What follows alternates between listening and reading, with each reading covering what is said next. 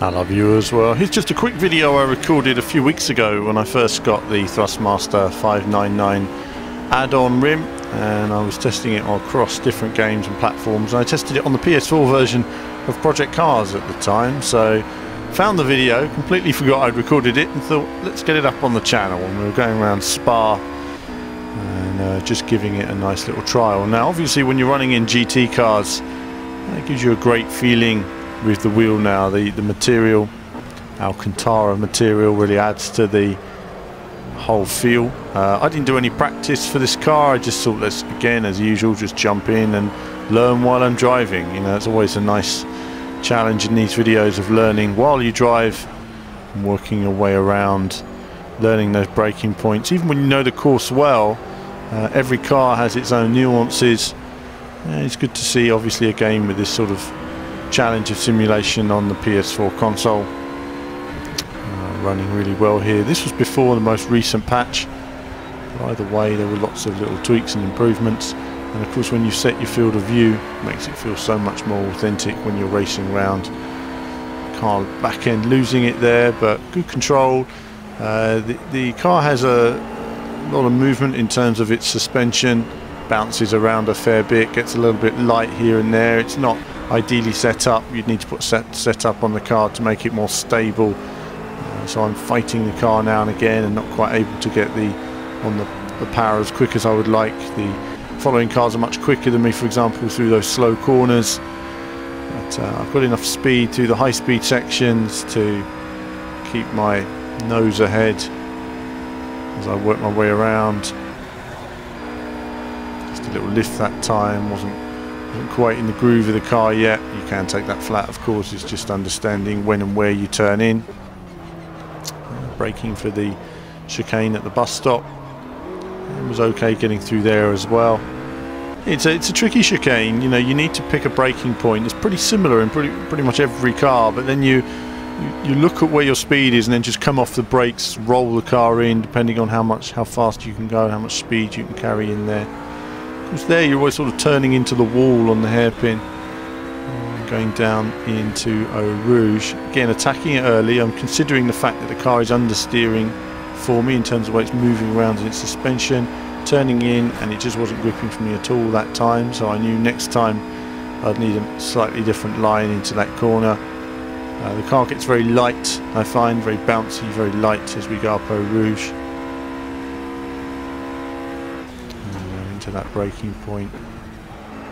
Didn't quite have a braking point I was comfortable with there, but taking it a little bit slower this time as I needed to correct on my last lap. And able to carry more speed through the exit this time. But you can see the AI's, I'm not getting away from the AI. If anything, I think it's a McLaren behind me, is a little bit quicker. Just as long as you're quick through where you need to be quick, then you can pretty much keep track position. Now the AI doesn't take any prisoners when you turn it up on Project Cars. You know, between 80 and 100, generally the car understeering there, but that's okay. A little bit of a lift just to get the car in, and that gives me good grip all the way around on the exit.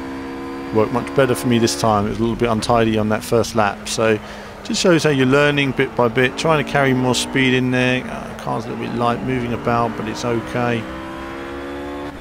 Again, just keeping it smooth on the exit.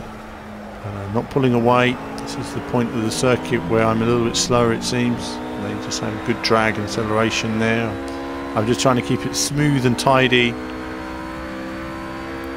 So the wheel, obviously the rim, I mean I've played it a fair bit more since then. It feels really nice. It's a little bit thinner, a little bit larger, so it will be comfortable if you're wearing gloves, for example. It's different to the leather rim in the fact that this feels much more like a proper GT rim. Whereas the leather one is great if you're playing games such as Drive Club, where you're driving production sports cars. It gives you a much better feeling in those cars. It really does feel like you're in an actual car when you're racing from that Drive Club forward cam. But for everything else, in terms of the authentic motor racing feel, this is nice.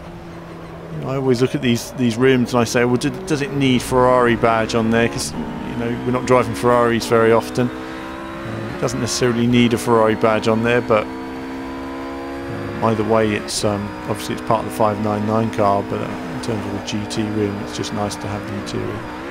Those views there coming up, going a bit wide again, just keeping it together on Eau Rouge. Eau Rouge is tricky because the car does get quite light. If any of you have used the RUF before, let me know your experience on this car.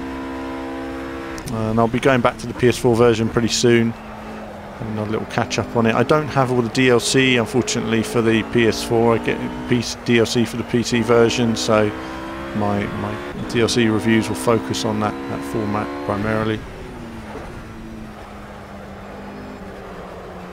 You're always trying to push a bit more, you know, get a bit more, and you can hear the tyres sort of scrambling for grip as you work your way around. That's quite a satisfying feeling. You don't always need to be chopping at the wheel to feel like you're going fast. You know, often being smooth works as it should on this game. Using that racing line on the exit, I'm aware of where they are behind me. But, working our way around now on this final lap. So a bit rusty driving the car on this circuit. I'd certainly like to do some laps and improve my lap times and see what I could do. So either way, oops, as I go a bit wide there, pushing so hard, just sending me off the track. So it shows I'm sort of on the limit there because I'm aware the AI is right behind me, but managed to have enough speed to stay ahead. It's going to be tricky into this braking zone. I don't know if I managed to keep the lead here or not, but you can see I'm going a bit leery now, just trying to keep the lead. Not much more speed for me in this car. I want to make this chicane. Appear to have made it, which is good. We made it! Right, that's it then. Going up to the final corner, and that's it for this video here. I just thought I'd bang it up on the channel. You guys can enjoy some racing multicam action, and there'll be more from me very soon.